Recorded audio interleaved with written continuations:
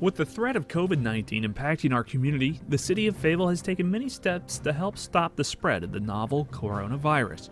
All changes are in effect until further notice. More details on the city's response can be found on the city's website, www.fayetteville.nc.gov/COVID-19. A public safety curfew for the City of Fayetteville is in effect.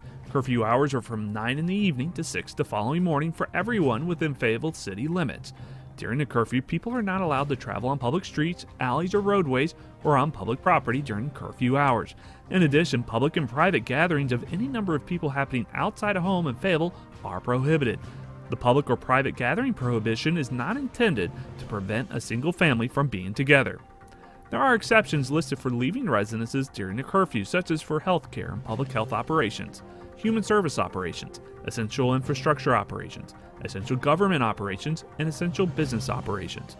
Full details are available in the State of Emergency Order Second Amendment, which can be found at fayetteville.nc.gov/COVID-19. The curfew will be in effect for as long as Governor Roy Cooper's stay-at-home order, which is currently in effect through April 29, 2020. The city's Solid Waste Division is staggering work schedules to help protect solid waste employees by practicing social distancing guidelines and mitigate the spread of the coronavirus. Garbage collection will begin early in the morning at 6, followed by bulky item collection at 7 and yard waste at 8 a.m. We recommend customers put out garbage, yard waste, and bulky items the night before their normal pickup day.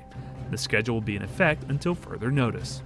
To help protect passengers and drivers, the Fayetteville Area System of Transit has suspended collection of fares and the sale of bus passes for both fixed route and paratransit services.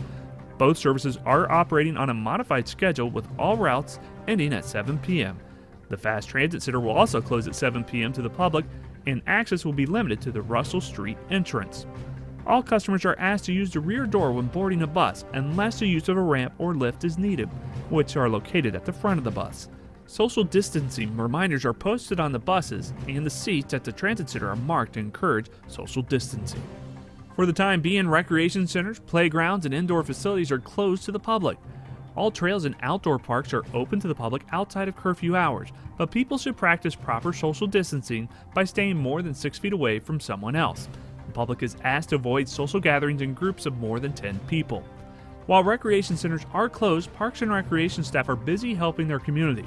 Staff have begun recording virtual tours and educational videos for adults and children alike.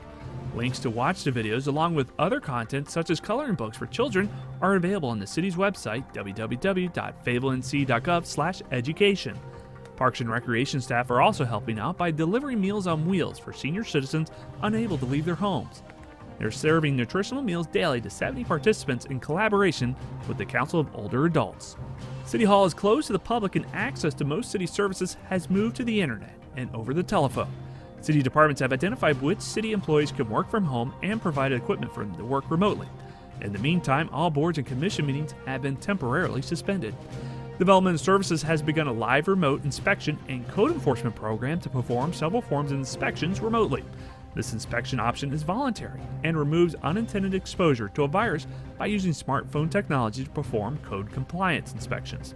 Contractors or homeowners simply coordinate with the inspector when requesting inspections.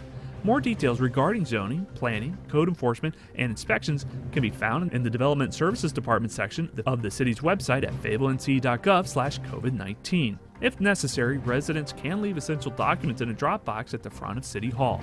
During this time, yard sale permits will not be issued to limit the spread of coronavirus. Crews with the facilities teams have been conducting more thorough cleanings of public spaces. Building maintenance teams have been steadily making improvements citywide, such as installing hands-free faucets. The Fayetteville City Council went virtual for the work session on April 6.